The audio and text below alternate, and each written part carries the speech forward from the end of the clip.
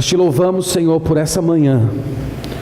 Essas canções que nós entoamos foram o sacrifício dos nossos lábios a Ti. Nós oferecemos ao Senhor como sendo a nossa adoração, a nossa canção, exaltando a Tua grandeza.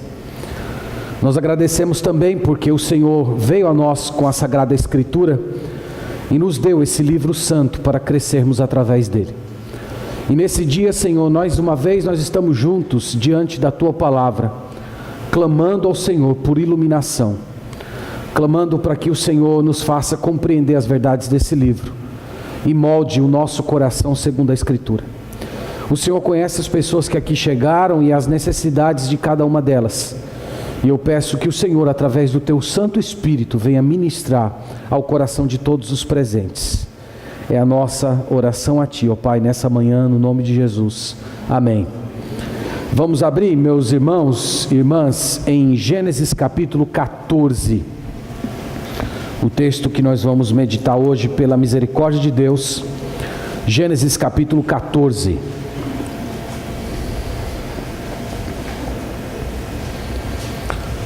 Nós estamos numa série de mensagens biográficas nos domingos pela manhã.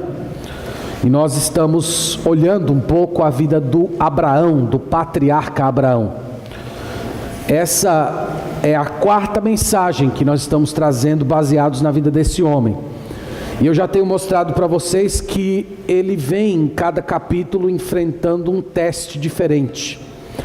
O primeiro teste que ele enfrentou foi Deus dizendo a ele: sai da tua casa, sai da tua família, sai da tua parentela e vai por uma terra que eu vou dizer a você, peregrine, vá armando suas tendas e acredite, creia que essa terra que eu estou dizendo para você peregrinar é uma herança que não é você que vai receber, são os seus descendentes, e eu vou fazer o seu nome grande, você vai ser uma pessoa importante, e em ti serão benditas todas as famílias da terra. Esse foi o primeiro teste dele, e nós vimos que ele creu nessa mensagem do Senhor.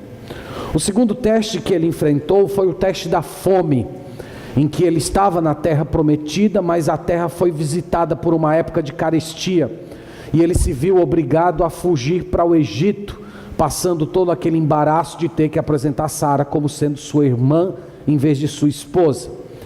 O teste que nós falamos na última semana foi o teste da separação, onde ele se viu obrigado a quebrar o seu último vínculo familiar aqui na terra, com o seu sobrinho Ló, em que cada um tomou um caminho diferente, e ele acabou permanecendo sozinho na terra prometida, cercado de povos pagãos. O teste que nós veremos hoje, irmãos, é o teste do capítulo 14, e eu chamei esse teste de o teste da aprovação, não da provação, mas da aprovação, em que ele está diante de uma nova escolha, se ele vai escolher manter a sua aliança com Deus, ou fazer uma aliança com os reis que estavam naquela terra. Em outras palavras, poderíamos dizer, o teste da aprovação de Deus em vez da aprovação do mundo. Ele está diante desse teste agora. Então nós vamos ler o capítulo 14, e à medida que a gente for lendo, a gente vai tentando trazer algumas explicações. Então, o capítulo 14, do verso 1 ao verso 11, a palavra de Deus afirma assim: sucedeu naquele tempo que Anrafel, rei de Sinar, Arioque, rei de Elazar, Quedorlaomer, rei de Elão, e Tidal, rei de Goim, fizeram guerra contra Bera, rei de Sodoma, contra Birza, rei de Gomorra, contra Sinabe, rei de Admá, contra Semeber, rei de Zeboim, contra o rei de Bela, esta é Zoar. Todos estes se ajuntaram no vale de Sidim, que é o mar salgado. 12 anos serviram a Quedorlaomer, porém no 13º se rebelaram. O 14º ano veio Quedorlaomer e os reis que estavam com ele, e feriram aos Refaíns de Asterote e Carnaim, aos Uzins de Am, aos Emins de Savé Kiriataim, e aos Oreus no monte Seir, até El Parã, que está junto ao deserto. De volta passaram em Emispate, que é Cádiz, e feriram toda a terra dos amalequitas e dos amorreus que habitavam em Azazon Tamar. Então saíram os reis de Sodoma, de Gomorra, de Adimá, de Zeboim e de Bela, esta é Zoar, e se ordenaram e levantaram batalha contra eles no vale de Sidim, contra Quedolaomer, rei de Elão, contra Tidal, rei de Goim, contra Anrafel, rei de Sinar, contra Arioque, rei de Elazar, 4 reis contra 5. Ora, o vale de Sidim estava cheio de poços de betume. Eis que Sodoma e Gomorra fugiram, alguns caíram neles, e os restantes fugiram para um monte. Tomaram, pois, todos os bens de Sodoma e de Gomorra, e todo o seu mantimento, e se foram. Irmãos, essa primeira parte aqui é uma parte, às vezes, um tanto cansativa na leitura, porque tem esse monte de nome que você não entende, esse monte de lugar que você também não conhece.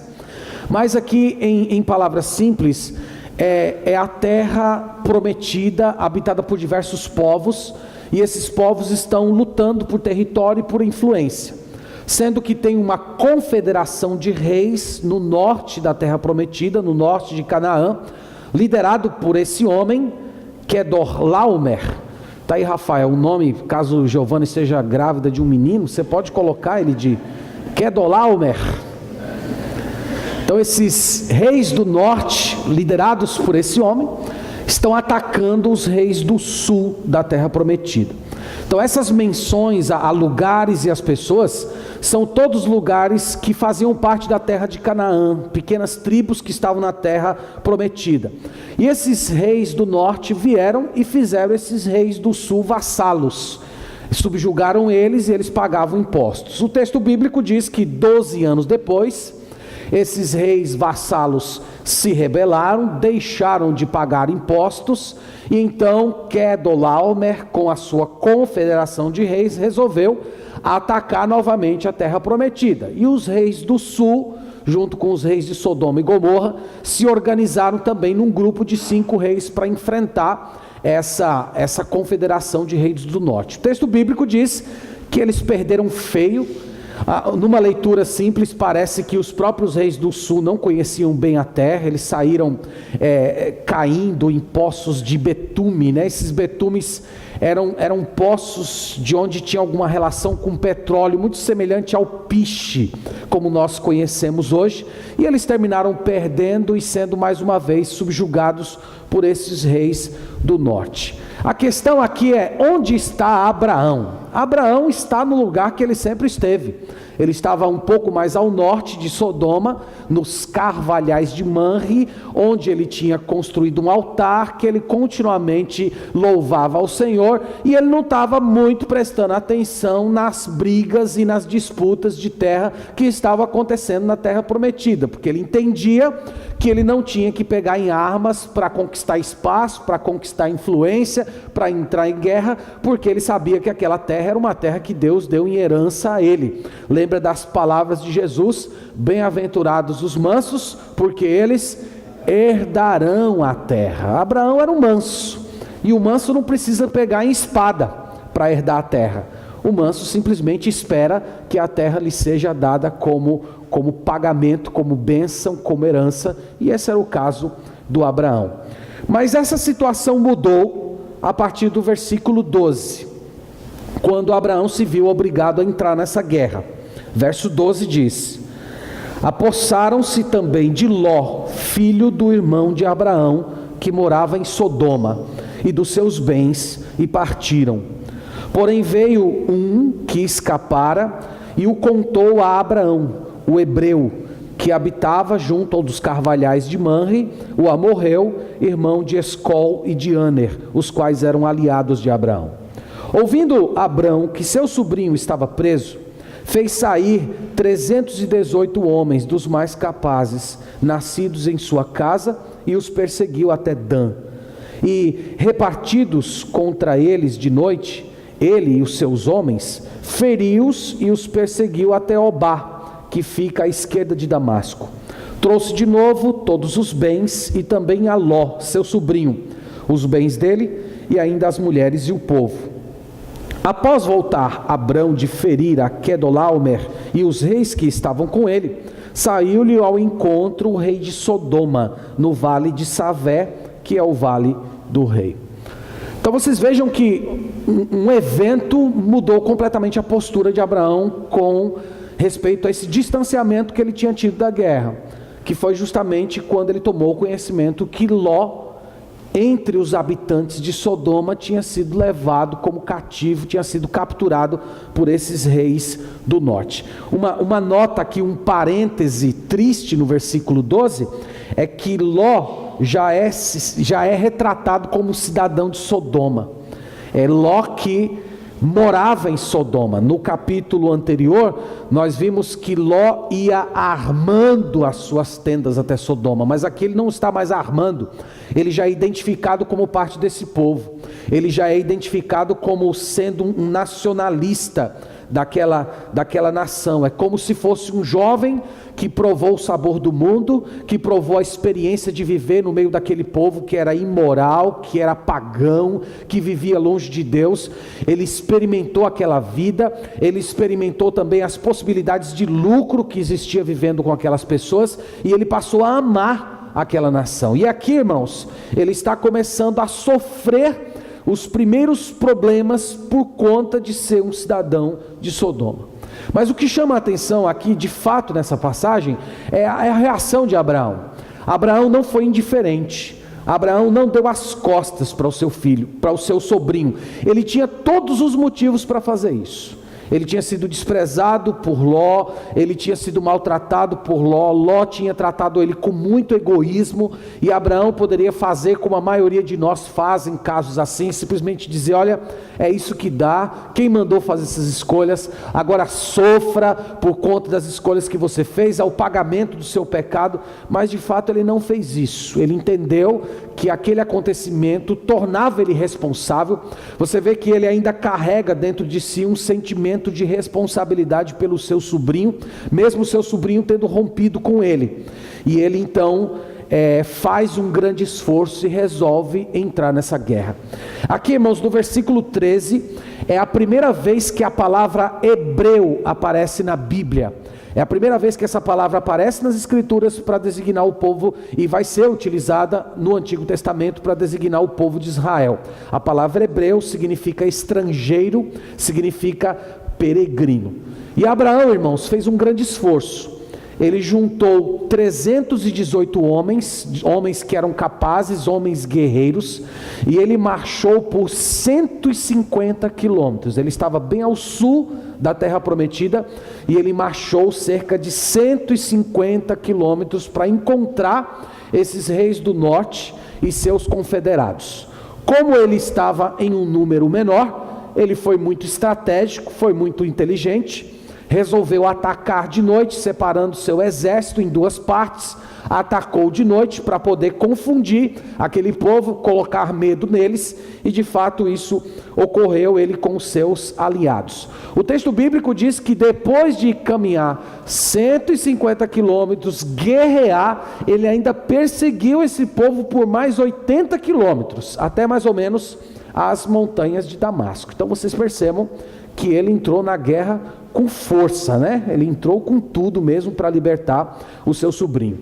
Meus irmãos, o texto termina esse parágrafo dizendo que ele recuperou tudo, ele recuperou os bens, ele recuperou as pessoas, ele trouxe Ló de volta com todos os seus bens. Então poderíamos dizer que essa primeira batalha ele ganhou. Mas o versículo 17 é uma preparação para uma segunda batalha. Essa batalha eu chamei de uma batalha interna, uma batalha de valores, uma batalha onde ele é colocado diante de uma proposta. Então o verso 17 diz: após voltar Abrão de ferir a Quedorlaomer e aos reis que estavam com ele, saiu-lhe ao encontro o rei de Sodoma no vale de Savé, que é o vale do rei. Então você imagina ele voltando com todos os bens, com o espólio de diversas cidades da terra prometida, e de repente sai o rei de Sodoma ao seu encontro. A maneira como o texto é construído aqui no idioma original é dizendo que o rei saiu feliz ao seu encontro, o rei está indo saudá-lo, o rei está indo cumprimentá-lo, chamá-lo de herói, levantar a moral dele. Só que antes dele ter esse encontro com o rei de Sodoma, ele vai ter um encontro com outro rei, e é o que a gente vai ver agora no versículo 18, que é uma das passagens fantásticas do Antigo Testamento.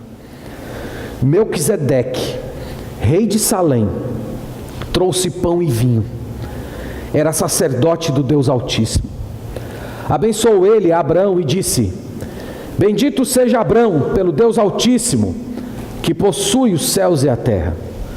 E bendito seja o Deus Altíssimo, que entregou os teus adversários nas tuas mãos. E de tudo lhe deu Abrão o dízimo. Então disse o rei de Sodoma a Abraão: dá-me as pessoas, e os bens ficarão contigo. Mas Abrão lhe respondeu: levanto a mão ao Senhor, o Deus Altíssimo, o que possui os céus e a terra, e juro que nada tomarei de tudo que te pertence, nem um fio, nem uma correia de sandália, para que não digas: eu enriqueci a Abrão. Nada quero para mim, senão o que os rapazes comeram e a parte que toca aos homens Aner, Escol e Manre, que foram comigo, esses que tomem o seu quinhão ou a sua porção.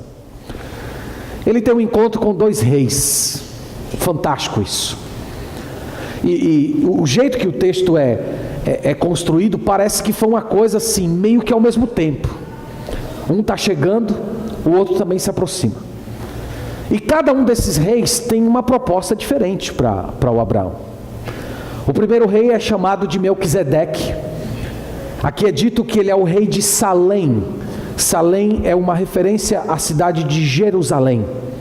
Ele era o rei de Jerusalém. E ele é chamado de sacerdote do Deus vivo. E ele tem uma oferta, ele tem uma oferenda para Abraão: pão e vinho. Eu já falei isso algumas vezes aqui na igreja, que isso é uma coisa que me chama muito a atenção, porque os sacerdotes do Antigo Testamento, eles nunca vinham para uma pessoa oferecer um sacrifício trazendo pão e vinho. Ele trazia um animal, ele trazia um cordeiro, ele trazia um bode, a depender do tipo de sacrifício, ele trazia uma oferta. Mas pão e vinho são os elementos memoriais do Novo Testamento que nos remetem ao Senhor Jesus Cristo. E ele apresenta isso. E ele abençoa Abraão, dizendo: que o Deus Altíssimo te abençoe, Abraão. Esse Deus Altíssimo, que é o dono dos céus e da terra. Então ele está lembrando a Abraão que Deus é o proprietário de tudo, que Deus é o dono de tudo, que Deus é inclusive o dono daquela terra pela qual Abraão está esperando. E ele diz a segunda bênção: louva o Deus Altíssimo que entregou os teus adversários em tuas mãos. Então ele está louvando a Deus e dizendo: Abraão, foi Deus que fez você vencer. A glória é de Deus, foi Deus que fez você vencer esses 5 reis que eram mais poderosos e que tinham um exército superior ao seu. E Abraão, irmãos, reage de uma forma apropriada. Abraão, de fato, ele adora ao Senhor junto com Melquisedeque. Então ele louva ao Senhor e esse louvor do Senhor é expresso no dízimo. Ele entrega o seu dízimo ali. E lembra que o dízimo nas escrituras nada mais é do que o reconhecimento de que Deus é o dono de tudo. E nós devolvemos uma pequena parte daquilo que Deus nos deu, afirmando que Ele é o Deus dono de todas as coisas e que nos abençoa. E como expressão do nosso louvor, nós devolvemos a Ele uma parte disso. Abraão faz isso. E aí quando você vai lendo um pouco mais a escritura, você percebe no livro de Hebreus que esse personagem Melquisedeque, ele é relacionado à pessoa do Senhor Jesus.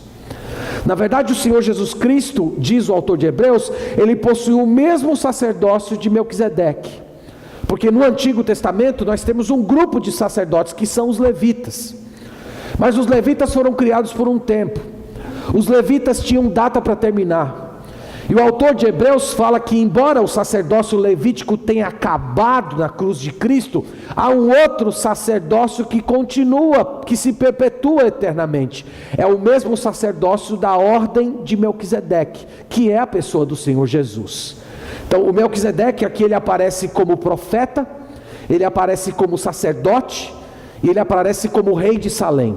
E esses mesmos três ofícios, profeta, sacerdote e rei, eles são aplicados ao Senhor Jesus Cristo no Novo Testamento. E é por isso que hoje nós, como Igreja de Cristo, estamos diante desse sacerdócio eterno, e nós continuamos reconhecendo que Ele é grande, nós continuamos reconhecendo que Ele é o dono de todas as coisas, que tudo que acontece de bom na nossa vida é por causa dEle, e nós damos o nosso dízimo como sendo uma oferta a esse sacerdócio também.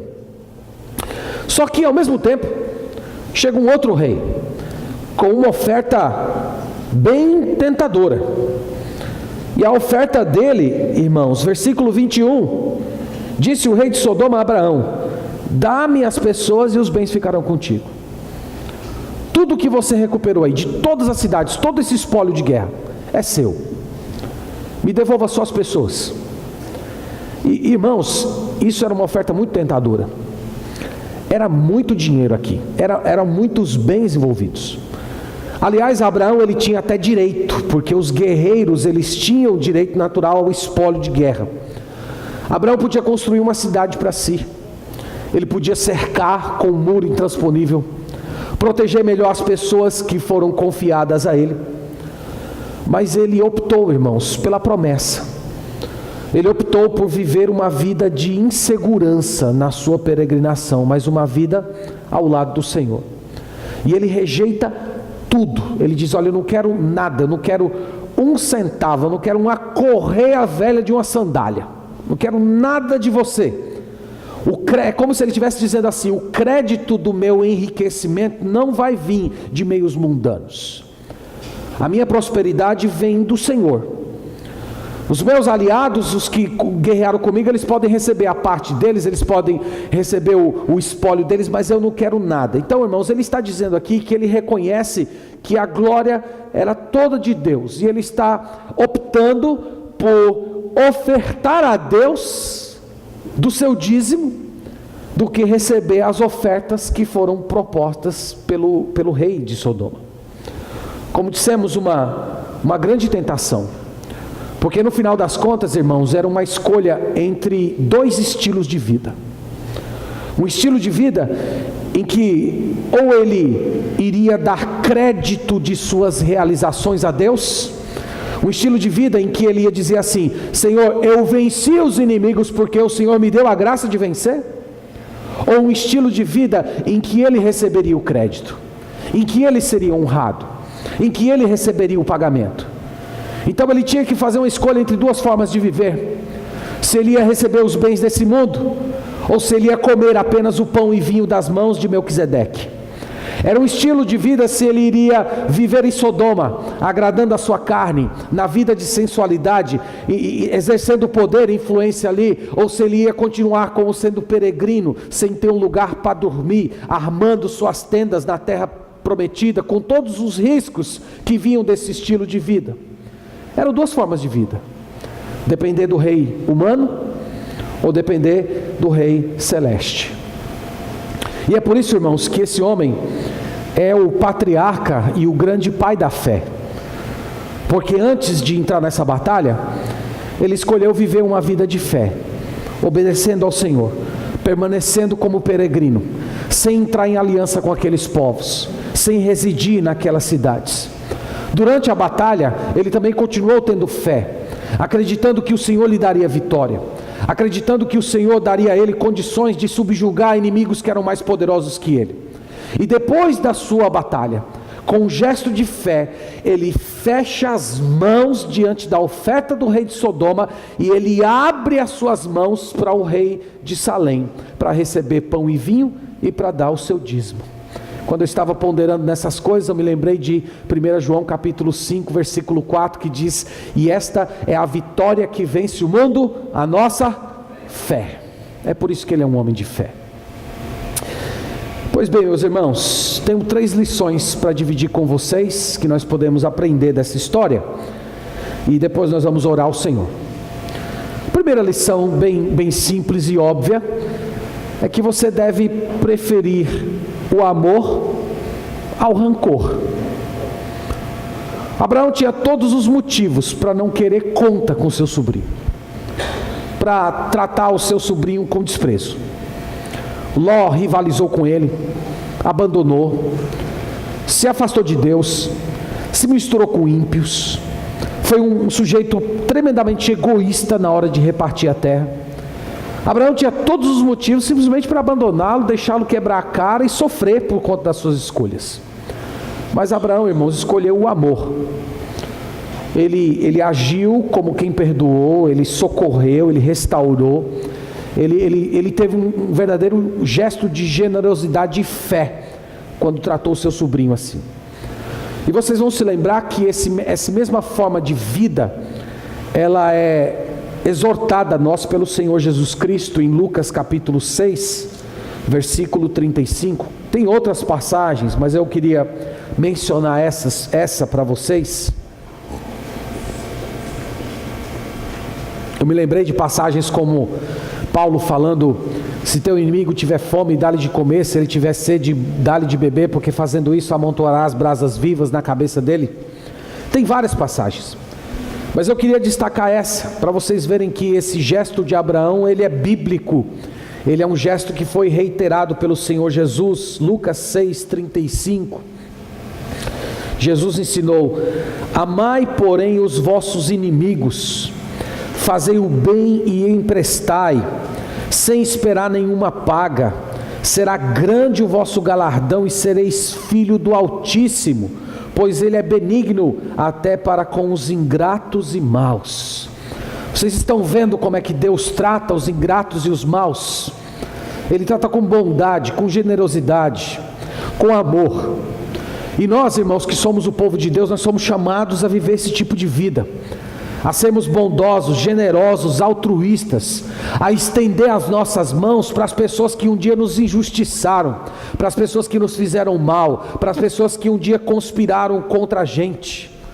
Então, olhando esse exemplo de Abraão e olhando as palavras do Senhor Jesus Cristo, você deve olhar para dentro do seu coração e clamar a Deus essa manhã para que você abandone o rancor, para você superar essas coisas que aconteceram, você abandonar essa mágoa, mostrar que está tudo bem. Você inclusive dá o primeiro passo, como Abraão fez. Ele foi atrás do seu sobrinho, mesmo o seu sobrinho sendo um tremendo de um arrogante, ele foi atrás dele, ele estendeu as mãos, e ele não esperou um obrigado, ele não esperou um agradecimento. De fato, o texto se cala se Ló pediu desculpas, se Ló se arrependeu, se Ló voltou atrás. O texto silencia completamente esse assunto, porque a palavra de Deus está focando exclusivamente na ação generosa desse homem. E, irmãos, nós somos chamados a viver assim. Nós somos chamados a ter esse tipo de coração, e são atitudes como essa que mostram que Cristo está em nós, que nós estamos em Cristo, que nós somos o povo de Deus, que nós somos diferentes do mundo, que nós não vivemos a partir do rancor, mas nós moldamos a nossa vida a partir do amor, porque nós seguimos o exemplo do nosso Deus, que trata com justiça, com bondade e com generosidade até aqueles que são ingratos e maus. Que Deus nos ajude a gente a ter esse tipo de vida. A segunda lição: prefira uma fé operante, uma fé viva, não uma fé passiva e mística. Irmãos, Abraão, ele teve que fazer escolhas importantes nessa história. Tem um certo momento que ele não fez nada, a guerra estava lá rolando, e ele estava levando a vida dele, adorando ao Senhor. Depois, quando soube da captura de Ló, ele entendeu que tinha que entrar na guerra. E quando estava no meio da guerra, ele entendeu que tinha que continuar perseguindo aquele povo por mais 80 quilômetros. Ele teve que tomar decisões sobre como guerrear, formar estratégias. Aqui, irmãos, a lição é que crer em Deus, ter fé, não anula os meios. Ter fé não anula o trabalho, o esforço, o raciocínio, a estratégia, usar a inteligência, buscar conselhos. De fato, o texto que a gente leu, em nenhum momento fala que Deus mandou ele para a guerra, que Deus mandou ele dividir os soldados dele em 2 grupos e atacar de noite.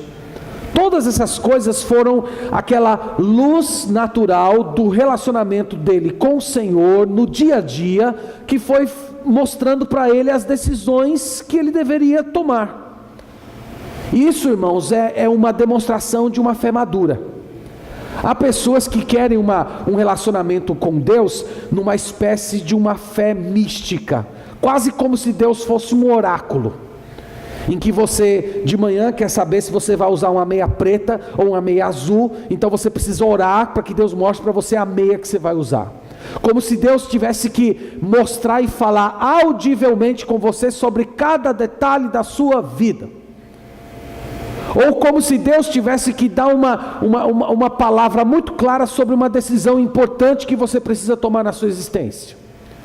Irmãos, vamos lembrar que a maior parte da nossa vida, nós vivemos como Abraão estava vivendo nesse capítulo. Olhando as circunstâncias, vivendo em comunhão com o Senhor, usando os meios que Deus entregou para a gente, a capacidade de ler as circunstâncias, de você buscar um bom conselho, de você pensar estratégias. A maioria da nossa vida nós vivemos nesse tipo de fé, e isso aqui é andar pela fé também. Tanto que no final o Melquisedeque diz: Abraão, foi Deus que fez você ter vitória sobre os seus inimigos. Então foi Deus que guiou toda a sua vida, foi Deus que abençoou você, foi Deus que te deu luz para você entender o momento que era para você parar de guerrear e o momento que era para você guerrear. Irmãos, a maior parte da nossa vida é vivida assim. Isso é viver pela fé.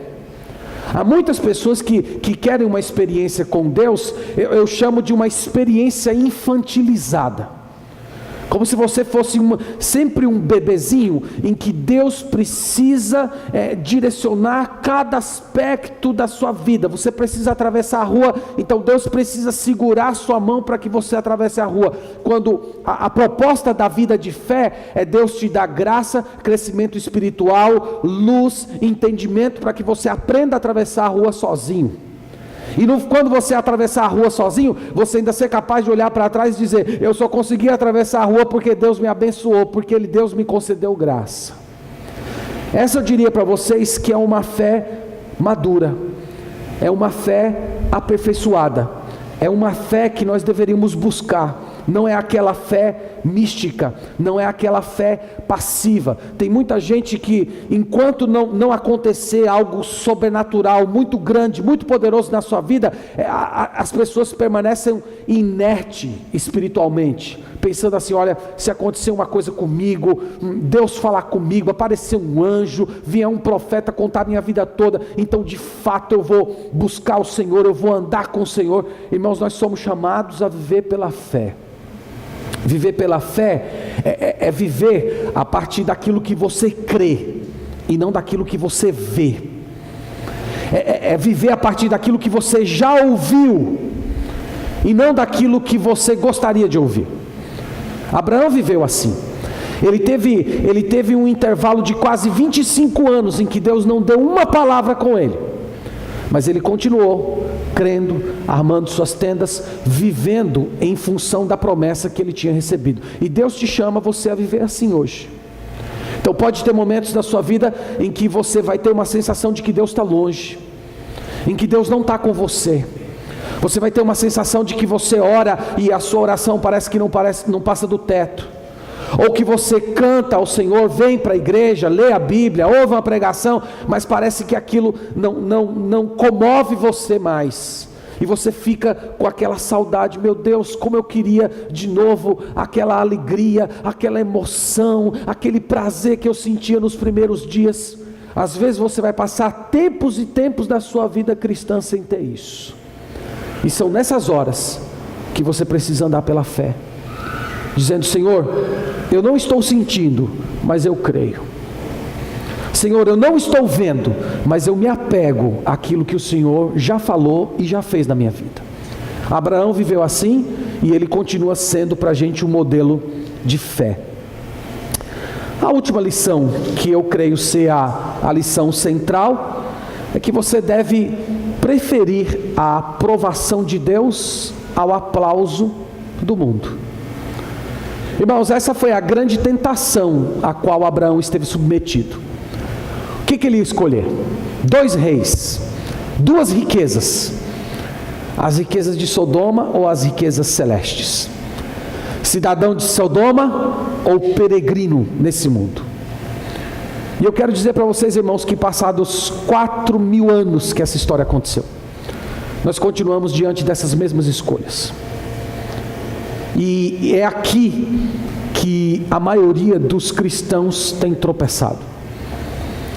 Quando chegam os 2 reis diante de você, cada um com uma série de riquezas para te oferecer, a maioria de nós, infelizmente, tem escolhido as riquezas de Sodoma. Tem muita gente que não resiste quando é colocado diante de propostas como essa que Abraão esteve. Tem muita gente que não resiste à possibilidade de ganhar uma grana extra, mesmo que os meios sejam meios duvidosos, meios que não estão muito de acordo com a palavra de Deus, mas tem muita gente que não resiste isso. Tem muita gente que não resiste à companhia de pecadores, de ímpios, de estar na roda de pessoas que não querem nada com Deus, que blasfemam o nome do Senhor. Tem gente que não resiste isso. São como Ló, que preferiram ir para Sodoma e estar dentro de um grupo social e ser popular no meio daquelas pessoas. Tem muita gente que não resiste a esse tipo de coisa. Tem muita gente que não resiste ficar diante de um ambiente, de frequentar um certo lugar que você sabe que Jesus Cristo jamais entraria naquele lugar. Você travar um tipo de uma conversa mais apimentada, de você ter uma série de sensações, de você de repente ter uma boa noite de sexo descompromissado com alguém. Tem muita gente que não resiste a isso. Porque, irmãos, essas propostas, elas batem com força no nosso coração. E elas dão uma impressão que aquilo que está sendo oferecido para a gente é de fato o que nós precisamos. Só que o custo sempre vai ser grande no final. Então todos os dias, seja em grandes coisas ou em pequenas coisas, você está diante desses 2 reis, dos quais eu estou tomando aqui simbolicamente. Todos os dias você está diante de Melquisedeque, todos os dias você está diante do rei de Sodoma. E a maioria de nós não percebe que nós estamos diante dessa escolha todos os dias, porque na maioria das ocasiões essas escolhas elas vêm na forma de coisas pequenas, como por exemplo, ler a Bíblia ou não ler a Bíblia hoje, orar hoje ou orar amanhã, vir à igreja ou não vir à igreja, uma vezinha só entrar num site duvidoso, conversar uma conversa impura dentro de um grupo de pessoas. A maioria de nós até acha que essas coisas são importantes, mas nós sempre pensamos que elas podem ser remediadas. Nós criamos justificativas do tipo, eu não vou ler a Bíblia hoje, mas amanhã eu vou ler o dobro. Ou eu vou entrar por esse caminho, mas vai ser só uma vez. Ou eu vou só um pouquinho, mas depois eu retorno. E nós sempre vivemos esse tipo de coisa, experimentamos esse tipo de caráter. E sabe qual é o problema, irmãos? É porque tem gente que passa a vida inteira nesse tipo de comportamento. E as pessoas não percebem que esse tipo de pensamento, essas pequenas concessões, são como pecados que passam por debaixo da porta e destravam a porta do nosso coração para que os grandes pecados entrem. Esse foi o grande erro do Ló. Ele foi armando as suas tendas um pouquinho, ele foi cedendo um pouquinho a cada dia, e quando ele se viu, ele já era cidadão de Sodoma. Então você fica todos os dias diante dessas escolhas, e se você todo dia vai abrindo essas concessões, isso vai formando caráter em você. O seu caráter passa a ser o caráter daquela pessoa que sempre acha que pode adiar as coisas de Deus para amanhã, ou que você pode experimentar e tocar um pouquinho o fogo sem se queimar. Você forma esse tipo de caráter, e quando chega a hora de tomar uma grande decisão, você não tem poder do Espírito Santo, e você nem tem caráter cristão para dizer não, e você capitula. Mas irmãos, essa história que nós lemos hoje, ela apresenta dois princípios fundamentais, princípios pelos quais você pode receber poder para fechar a porta para as pequenas concessões. O primeiro deles é constantemente recordar sua identidade. Eu já tenho falado isso várias vezes nessa série sobre Abraão, portanto eu não quero me delongar muito nisso.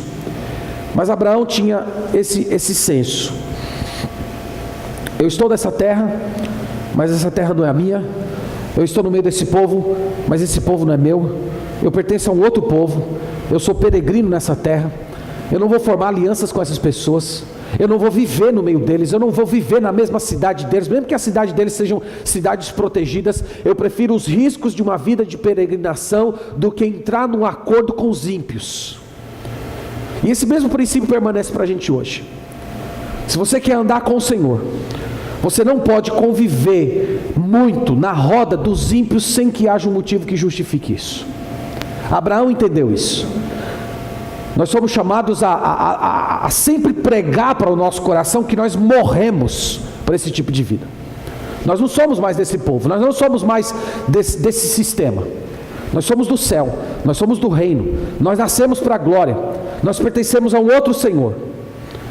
Mas o segundo princípio, que esse é singular, é o fato de que nós precisamos nos encontrar diariamente com o nosso sumo sacerdote. Aqui é a parte, isso aqui, irmãos, é a cereja do bolo da história. O que foi que cativou o coração de Abraão para ele olhar para aqueles bens de Sodoma, aquelas possibilidades, e ele dizer: isso é lixo, eu prefiro comer o pão e o vinho da mão de Melquisedeque? Foi ele ser colocado na presença de Deus. Foi ali na presença de Melquisedeque, que eu creio ser uma das aparições de Cristo no Antigo Testamento, que ele foi fortalecido. Foi ali, irmãos, que ele recebeu bênçãos de Deus. Foi ali que ele louvou o Senhor. Foi ali que ele recordou a promessa de Deus. E é disso que você precisa hoje para continuar andando com o Senhor. É isso que você precisa hoje para fechar a porta do seu coração para o pecado, para você não abrir pequenas concessões. Você precisa regularmente estar na presença de Jesus. Você precisa de comunhão com o Senhor. É na presença de Jesus que você recebe poder. Porque se você resolver levar a vida cristã na sua força, você pode ter algumas vitórias, mas você vai se tornar arrogante no processo. Você não vai chegar como Abraão disse: bendito seja o Senhor que entregou os inimigos nas suas mãos. Você vai dizer: não, bendito seja eu, porque fui eu que resisti, fui eu que permaneci fiel. Então você precisa estar na presença de Jesus para primeiro você ser liberto da autoconfiança e entender que o poder que você precisa para vencer o pecado glorificando a Deus, esse poder não está em você, mas está em Jesus, flui dele, é dele que vem. Portanto, vá a Jesus todos os dias.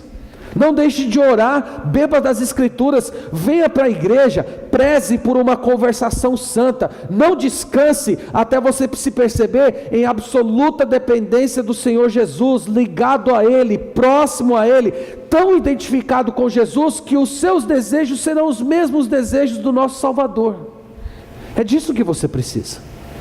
E uma vez experimentando isso, irmãos, essa comunhão, a tentação vai começar a perder o seu fascínio. O mundo vai perder o brilho, o pecado vai perder o seu sabor, o céu vai se abrir, a glória de Deus brilhando, o reino de Deus vai ser palpável para você. E aí você vai olhar a oferta de Melquisedeque e a oferta dos reis de Sodoma, você vai desprezar, dizer: isso é lixo, como disse o apóstolo Paulo. Irmãos, foi por isso e foi para isso que eu orei por nós essa semana. Que Deus nos dê essa percepção. Que Deus nos dê essa graça e esse anseio de estar na presença do nosso Melquisedeque. E ali a gente receber a bênção de Deus, e a gente vê o céu se abrindo diante de nós, e nós tão encantados e fascinados pelo reino de Deus, que nós não queremos conta com nada que esse mundo pode nos oferecer. Que Deus nos abençoe e Ele aplique a palavra ao nosso coração. Amém. Vamos orar. Senhor, nós agradecemos pela Tua palavra, Pai. Louvamos o Teu nome, Senhor, porque a Escritura vai tão profundo no nosso coração. Tantas vezes, Senhor, nós nos pegamos com dilemas profundos, semelhantes aos de Ló e de Abraão. E, Senhor, e conscientes de que constantemente nós estamos diante dessas mesmas propostas, nós chegamos a Ti rogando graça, rogando pela presença de Jesus em nossa vida, pedindo, Senhor, que Jesus Cristo se torne real na nossa existência, na nossa comunhão, e que nós o vejamos revelado na Tua palavra, com toda a Sua glória, beleza, santidade, poder, e que uma vez, Senhor, nessa comunhão com o Senhor Jesus, nós tenhamos força, poder, para rejeitar o mal, as sustentações, para buscarmos a Tua face, o Teu reino em primeiro lugar. Dá-nos força, Senhor. Tantas vezes, diante dessas tentações, nós nos vemos caídos, sem forças, lascivos, medrosos, espiritualmente fracos. Tem misericórdia, Senhor, de nós. Visita o nosso coração com despertamento espiritual. E permita, Senhor, que nós vivamos nesse mundo verdadeiramente como cidadãos do reino, como peregrinos, aguardando a cidade que tem fundamentos, da qual o Senhor é o arquiteto e construtor. Abra os nossos olhos, Pai, espirituais, para que vejamos essas realidades e elas se tornem reais ao nosso olhar, e apegados a ela nós vivamos uma vida de fé nesse mundo, confiado nas Tuas promessas, agarrado àquilo que o Senhor já fez, e nós vivamos, Senhor, com essa fé até o dia em que o Senhor virá nos buscar para juntar todo o Teu povo numa só comunidade celestial. Essa é a nossa oração a Ti essa manhã, no nome de Jesus.